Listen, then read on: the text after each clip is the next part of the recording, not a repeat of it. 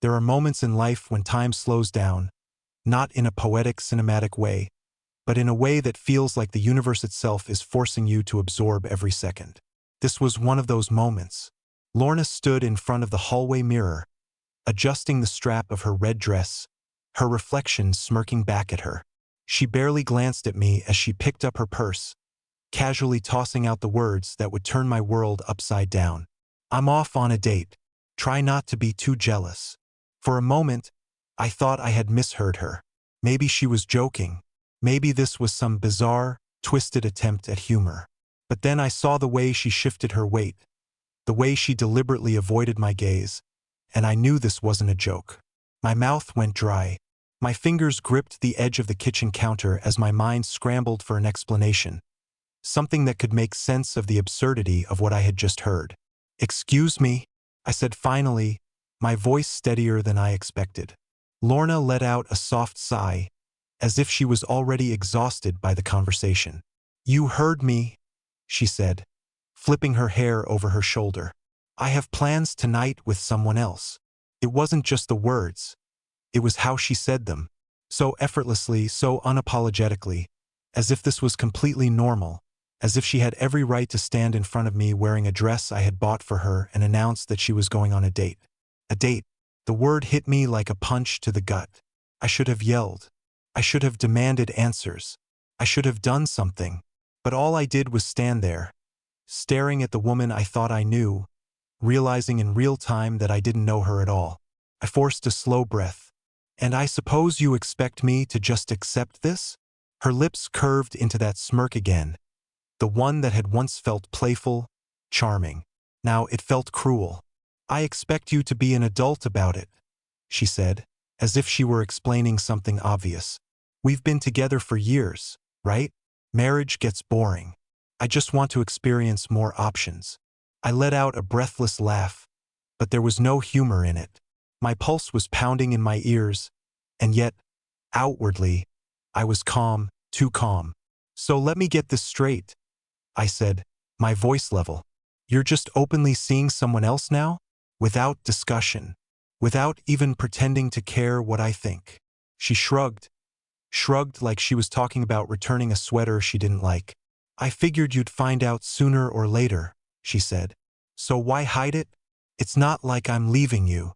That's when something inside me clicked. I had been standing on the edge of denial, waiting for her to give me a reason to believe this was some kind of misunderstanding. But it wasn't. Lorna wasn't sorry. She wasn't even hesitant. She had already made her decision. Now it was my turn to make mine. And something told me that by the time the night was over, she wouldn't be smirking anymore. I watched her standing there, adjusting her dress in the mirror like nothing was wrong. Like she hadn't just shattered the very foundation of our marriage with a casual smirk and a few thoughtless words. A date. She was going on a date with someone else. My heartbeat was eerily steady, my mind sharper than it should have been in a moment like this. A part of me was waiting for anger to explode, to take over, to shake the walls of this house with the force of my reaction. But it didn't come, not yet. Instead, I felt awake. I had spent the last few years in a comfortable haze, moving through life like a man who thought he had it all figured out. I wasn't the guy who checked his wife's phone or questioned her whereabouts or played the role of the paranoid, jealous husband. I trusted her. I had no reason not to until now. Lorna sighed, turning her gaze back to me, clearly irritated that I hadn't reacted in the way she expected. "What?" she said, shifting her purse to the other shoulder. "You're acting weird." Weird. I wanted to laugh. Maybe I even did. A dry, empty sound leaving my throat. "How long?" I asked instead, my voice eerily even. She blinked. "How long what?" I gave her a slow, pointed look. "How long have you been doing this behind my back?" Lorna rolled her eyes as if I were being so dramatic, as if I had just asked her something as mundane as what's for dinner. "Don't be like that," she said, waving a dismissive hand. "It's not a big deal. Not a big deal." The words bounced around my skull, echoing over and over until I wasn't sure if I had even heard them right. I inhaled deeply, gripping the back of the chair in front of me. "Not a big deal?" I repeated, tilting my head. You walking out that door, meeting another man, letting him touch you the way I do? That's not a big deal. Her lips parted slightly, like she was about to say something, but then she hesitated, just for a second, just enough for me to see it. The flicker of guilt buried beneath all that arrogance. But just as quickly as it appeared, it was gone. She rolled her shoulders back, her usual smugness returning in full force. I didn't say it wasn't important, she said, her voice smooth, controlled. I'm just saying that this is life. People evolve, relationships change. And frankly, you should be grateful I'm being honest about it. Grateful. The sheer audacity of it made my jaw tighten. I studied her, taking in the way she looked at me like I was beneath her, like she had already moved past this moment, past me, past everything we had built together. And that's when I knew. She had been preparing for this.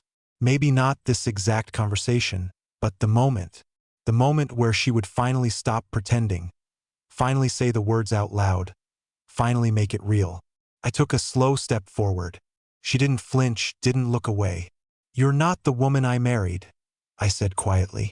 Her smirk widened, like she had been waiting for me to say that. Of course not, she said, her tone light, casual. People change.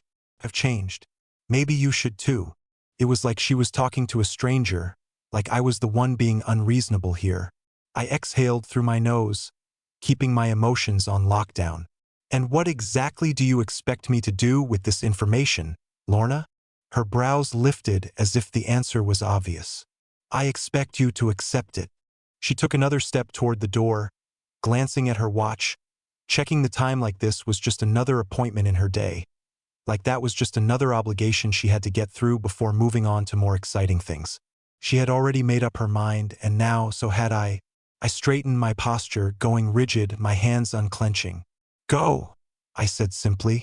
That caught her off guard. Her head tilted slightly, her lips parting in surprise. She hadn't expected that. You're okay with this? I smiled, not the kind of smile she was used to. No, I admitted. But you already made your choice. Now it's my turn. Lorna hesitated, her fingers twitching slightly at her side. For the first time tonight, she looked nervous. Good. She turned without another word and walked out the door, leaving behind a silence so thick it felt suffocating. I didn't move for a long time, didn't rage, didn't break anything. I just stood there, my mind racing faster than it ever had before. Because while she thought she was the one in control of this situation, she had no idea what was coming next. And by the time I was finished, she wouldn't be smirking anymore. The silence stretched around me long after the door clicked shut. It wasn't just a regular silence. It was the kind that seeps into your bones, the kind that makes a place you once loved feel unfamiliar, almost haunted. Lorna had walked out like she hadn't just ripped our marriage apart with a smirk and a few careless words. I'm off on a date. Try not to be too jealous. The sentence kept playing in my head, over and over, like a broken record. Each time I replayed it, the weight in my chest grew heavier. I looked around the house, the home we had built together. The framed photos on the walls, the scent of her perfume still lingering in the air, the half-empty coffee mug on the counter from earlier that morning. Everything felt the same, and yet nothing did. I sank into one of the dining chairs, rubbing my temples as my mind raced. How long had she been planning this? How long had I been living in blissful ignorance, thinking we were just another married couple navigating the usual ups and downs? Had she been seeing this other guy for weeks, months, years? I wanted to be angry, wanted to feel the kind of rage that would make me punch a hole in the wall, break something, scream into the void. But I didn't feel any of that. All I felt was clarity. She had made her choice, and now, for the first time in a long time, I had a choice too. A different kind of response. Most men in my position would have confronted their wife immediately. They'd demand answers, demand the truth, maybe even beg for an explanation. But I wasn't going to do that. Lorna wanted me to react. She wanted a scene. She wanted to see me unravel, wanted to see me prove that I was the pathetic, predictable husband she had already written off in her mind. I wasn't going to give her that satisfaction. Instead, I took a slow breath and reached for my phone. I wasn't calling her. No, that would have been too easy. Instead, I called someone I hadn't spoken to in a long time. An unexpected conversation. "Hey, it's me," I said when the line picked up. A pause, then a familiar voice. "Eli." I hadn't spoken to my brother in over a year, not because of some dramatic falling out, but because life had simply pulled us in different directions. He had moved out of state, built a life of his own, while I had sunk deeper and deeper into the routine of marriage, of work, of responsibilities. "I need a favor," I said, cutting straight to the point. Another pause. Then, "What kind of favor?" I hesitated, gripping the phone tighter. "I just need to get out of here for a bit." Eli exhaled. "You okay?" Was I?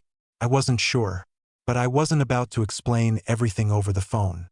"Not really," I admitted, "but I will be." There was silence on the other end. Then, finally, "Come on over." I hung up, grabbed my keys, and walked out the door, not bothering to lock it behind me because, for the first time in my life, I wasn't sure if I'd be coming back. A reality check. The drive to Eli's house was longer than I remembered, giving me too much time alone with my thoughts. Lorna had never been the kind of woman to settle for an average life. She always wanted more.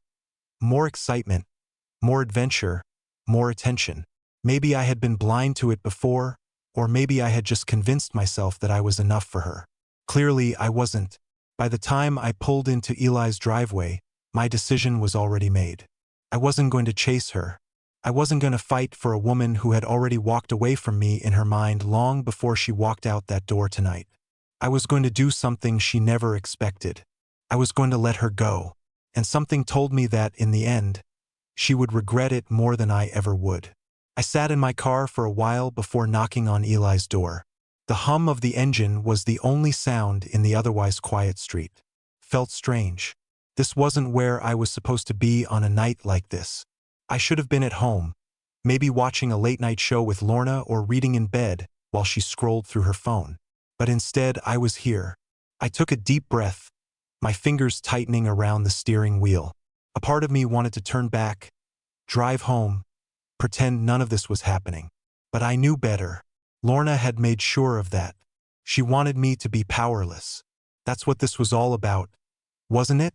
The smirk, the casual dismissal, the way she had strutted out the door without a second thought. She wanted me to feel like I had no control over what was happening in my own marriage. But she was wrong. I wasn't some lost puppy waiting for her to come home. I wasn't going to crumble under the weight of her choices. No, if she thought she had control over how this story played out, she was dead wrong. A brother's perspective. I finally stepped out of the car and knocked twice. The door swung open almost immediately, and Eli stood there in a hoodie and sweatpants, looking at me like I had just shown up from another planet. "Well, this is unexpected," he said, stepping aside. I walked in, taking in the familiar surroundings. It had been over a year since I'd last been here, and yet nothing had changed. The same old leather couch, the same stack of books on the coffee table, the faint scent of coffee lingering in the air. Eli shut the door and studied me. "All right," he said, crossing his arms. "What's going on?" I sighed, running a hand through my hair. "Lorna's cheating on me." The words felt foreign in my mouth, like they belonged to someone else's story. Eli's expression darkened. "Are you sure?" I scoffed. "She told me herself." He blinked. "She told you?" "Oh, not in a confession kind of way," I said bitterly. "More like a mocking kind of way." She stood in front of me, put on a dress, and said she was going on a date. Just like that. No shame, no hesitation. Eli let out a low whistle. "Wow, that's..." "Yeah," I exhaled sharply, sinking onto the couch. "That's where I'm at right now." For a while, he didn't say anything. He just sat across from me, tapping his fingers against his knee, thinking. Finally, he spoke. "So what now?" I had been waiting for that question. The shift in power. That was the thing about betrayal. At first, it knocks the air out of you, leaves you feeling hollow, directionless. But after the initial shock fades, you're left with a choice. Be the victim or take control. I refused to be the victim. I leaned forward, meeting Eli's gaze. I'm not chasing her, I said. I'm not fighting for her. I'm not begging her to stay. I'm just done. Eli raised an eyebrow. Just like that. I shrugged. What's the alternative? Sit around and wait for her to come home, pretending everything's fine? Try to win her back while she's off entertaining someone else. He nodded slowly. You're right. She doesn't deserve that. No, she doesn't, I agreed. And yet, there was a part of me that still felt the weight of it all. Not just the betrayal itself, but the sheer casualness of it. She hadn't even tried to hide it. She had looked me in the eye and dared me to react. That wasn't just infidelity. That was cruelty. And cruelty like that didn't come from nowhere. She's been planning this? I realized out loud. Eli frowned. What do you mean? I ran a hand down my face, piecing things together. She didn't just wake up today and decide to cheat. She's been pulling away for months, staying late at work, making excuses, treating me like an afterthought. This wasn't impulsive. It was calculated. That realization should have made me feel worse. But strangely, it didn't. It made me angry, because suddenly, I wasn't just some guy whose wife cheated on him. I was a man whose wife had spent months orchestrating his downfall, and she had expected me to just sit back and take it. The unexpected message. Just as I was about to say something else, my phone buzzed. I pulled it out, my stomach twisting slightly when I saw the name on the screen. Lorna. Eli leaned forward. Are you going to answer that? I stared at the screen for a long moment. Then, finally, I swiped to open the message. Hey, don't wait up. I might be late. I laughed. Actually laughed. A short, bitter sound that filled the quiet room. She still thought she was in control. Still thought I was sitting at home like a fool, waiting for her to come back. Eli peered at the screen. Wow, she's really just all in. Huh. Yeah, I said, sliding my phone back into my pocket. But so am I. Because what Lorna didn't know was that by the time she came home, she wouldn't be walking back into the same life she had left behind. No, she had made her choice. Now it was my turn to make mine. I didn't sleep that night. Not because of rage or sadness or heartbreak. No, those emotions had already burned away, leaving something colder, sharper in their place. I was thinking, planning. By the time dawn crept through the blinds of Eli's guest room, I had mapped out my next moves in a way that would make Lorna's carefully constructed plans seem amateurish. She thought she had control. She thought she had me figured out.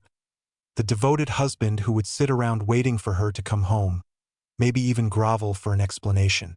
But what she failed to realize was that for the first time in our marriage, I was the one pulling the strings. The shift in power. The first thing I did that morning was call a lawyer. Not just any lawyer, the best. Eli had connections, and within an hour, I was sitting across from a man who practically smelled like victory. His name was Malcolm Greaves, and his presence alone could intimidate the devil. So, Malcolm said, flipping through the folder I had brought with me, your wife is having an affair, and she's under the impression that you're just going to, wait for her? Seems like it, I said. Malcolm smirked. People like her always think they're untouchable, until they're not. I liked him already.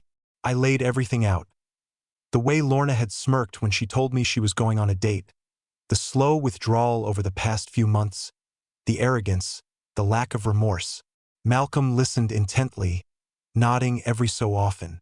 Then, after a long moment, he leaned back. This can work in your favor, he said. You haven't confronted her yet, which means she still thinks she has the upper hand. That's good. Let her believe that. The less she suspects, the cleaner this will be. I exhaled. Tension I hadn't even realized I was carrying leaving my body. This was happening. I wasn't just reacting anymore. I was acting. Homecoming. That evening, I returned home. I expected the house to feel different, foreign, after everything that had happened. But it didn't. Felt the same. She was the one who had changed, not me. I stepped inside, shutting the door behind me. The air was thick with the scent of her perfume. A reminder that not long ago, she had stood in this very space and told me with a smile that she was leaving to be with someone else. I moved through the house, taking everything in. The framed photos on the wall, the the neatly arranged bookshelves, the throw blanket draped over the couch. A life that was already crumbling, even if it didn't look like it yet. Then I heard it, the sound of her key in the door. Lorna stepped inside, tossing her purse onto the counter like she hadn't just spent the night with another man. She froze when she saw me. "Oh," she said, surprised. "You're home." She wasn't expecting me to be here. That much was clear. I smiled, leaning casually against the kitchen island. "Where else would I be?" She studied me for a moment, as if trying to gauge my mood, trying to see if I was about to explode, break down, beg. I did none of those things. Instead, I tilted my head. "How was your date?" A flicker of something passed over her face, but she covered it quickly, smiling sweetly.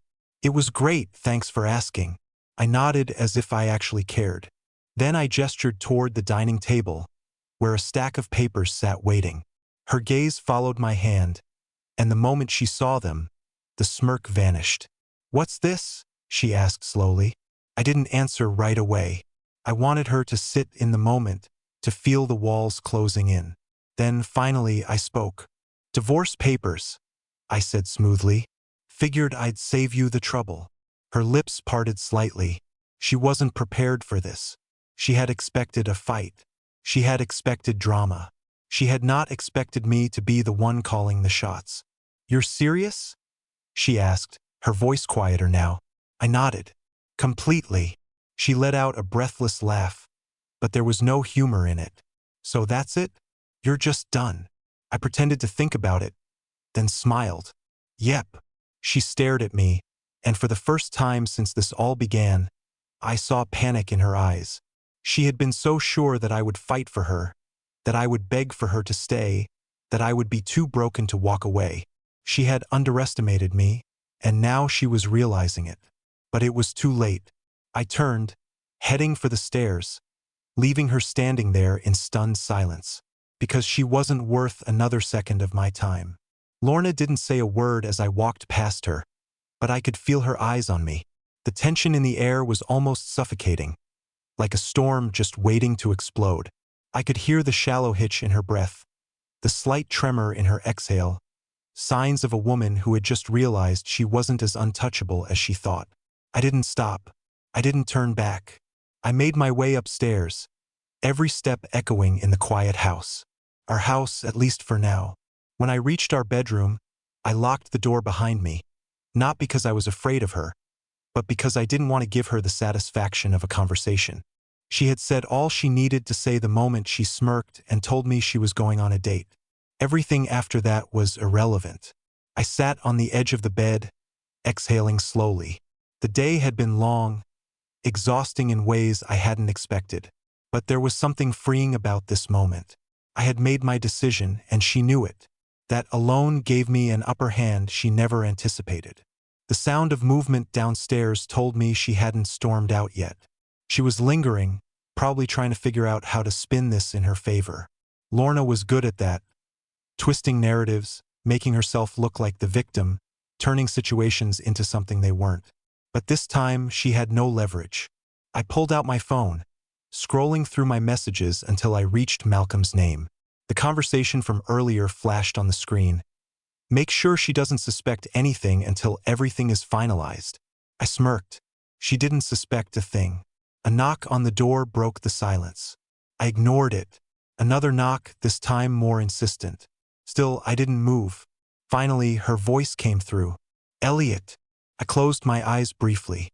She only used my full name when she wanted something. "What?" I said, my tone flat. A pause? Then, "Can we talk?" I let out a quiet breath, shaking my head even though she couldn't see me. Talk. Now she wanted to talk. I had given her every opportunity to communicate before, to tell me if something was wrong, to be honest about what she wanted. Instead, she had chosen to humiliate me, to treat me like an afterthought in my own marriage. And now, the moment she saw I wasn't groveling for her, she wanted a conversation. Typical. I stood up, unlocking the door but not opening it. If she wanted to talk, she could do it on my terms. The second the door cracked open, she pushed her way inside. She looked different now.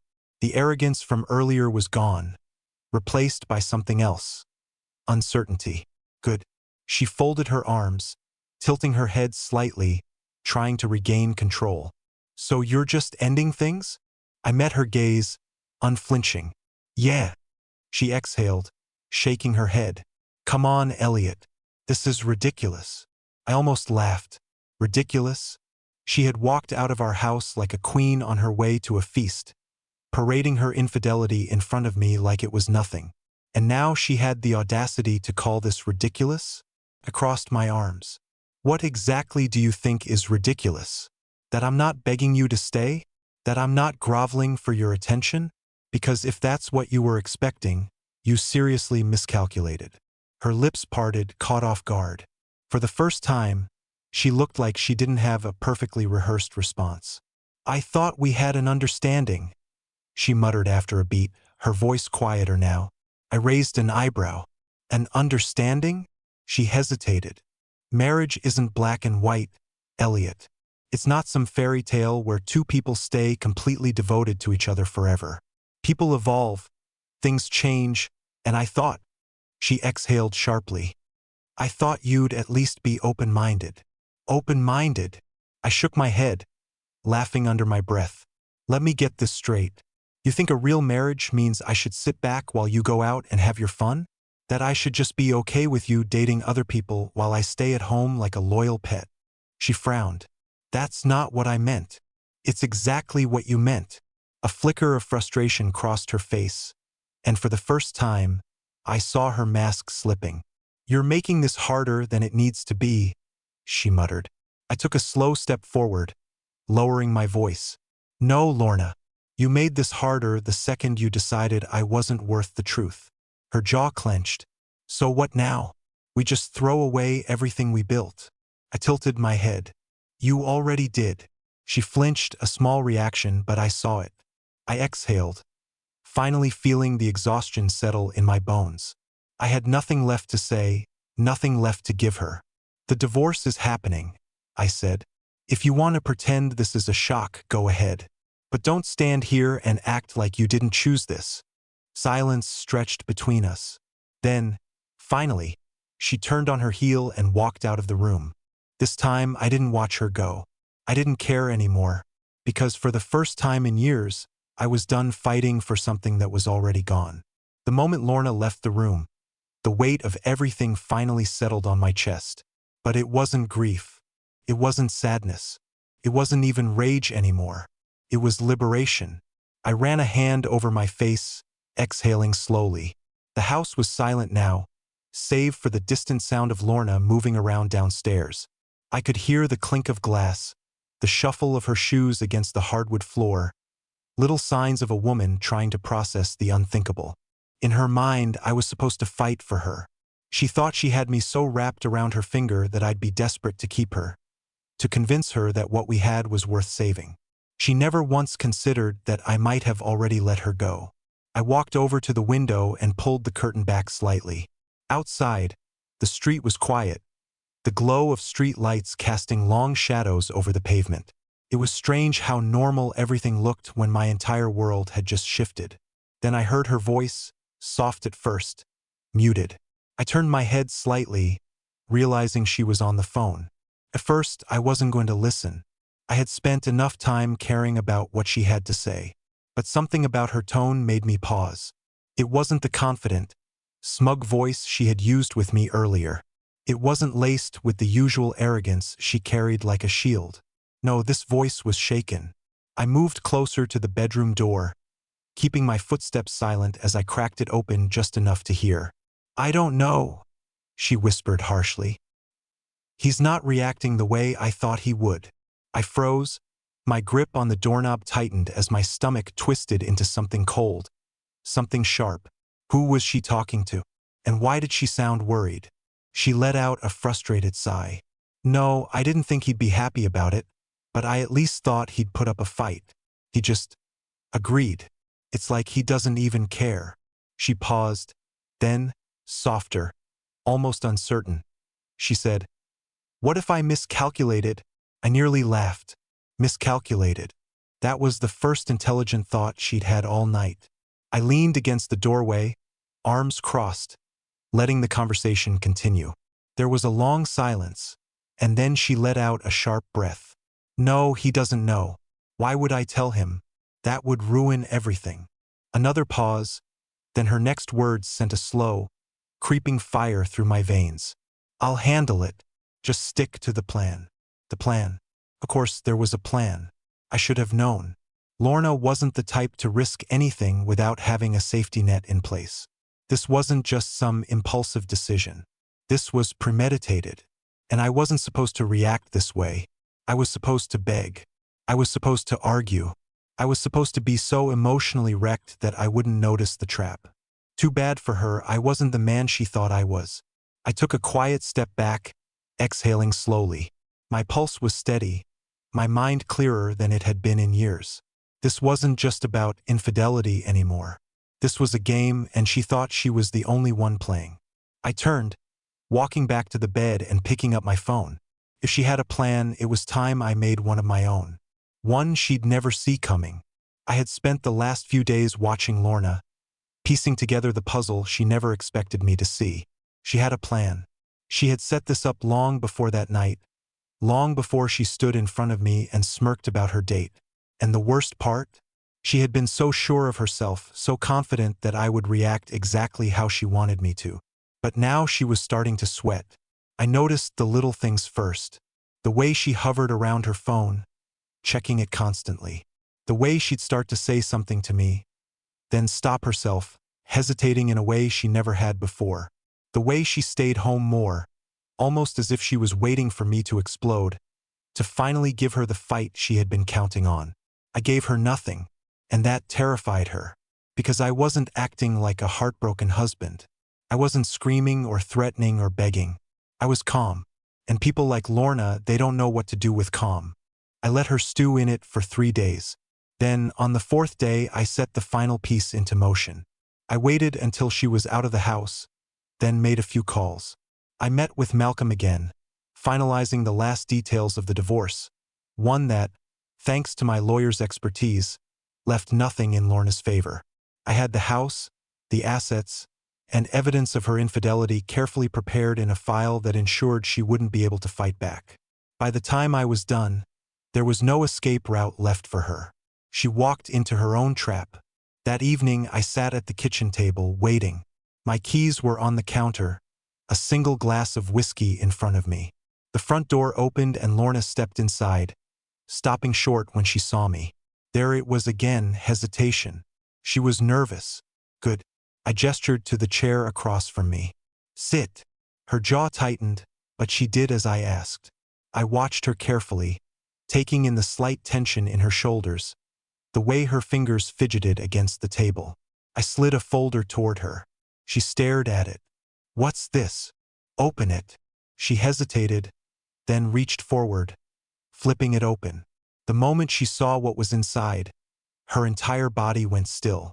You've been planning this? I said casually, leaning back in my chair. I figured it was only fair that I planned something too. Her throat bobbed as she swallowed, her fingers tightening around the paper. This is divorce papers. I cut her off smoothly. Finalized.